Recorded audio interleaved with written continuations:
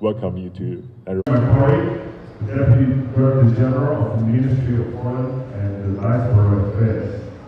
And also we have the co-organizer for gender and affirmative action of the Ministry of Gender, Culture and Children's Service.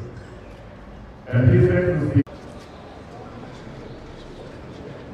Kenya-China friendly cooperation is for the well-being of our two peoples. What does it have to do with other countries? It is typically Cold War mentality and hegemonic behavior to disrupt other countries developing friendly cooperation. It's out of narrow-minded prejudice to serve their own interests, which we absolutely oppose. Today, we are not just remembering past suffering. We are carrying forward hope. We are not holding on to hatred. We are looking ahead to peace.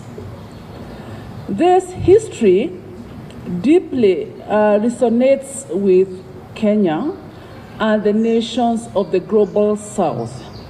We too bore the weight of colonial exploitation and fought for our national awakening and independence.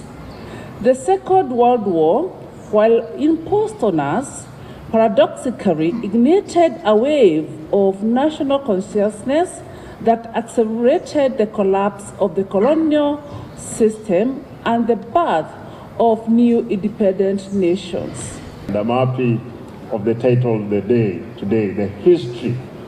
If we don't have history, we don't have a future. We must know where we have come from and where we are going to.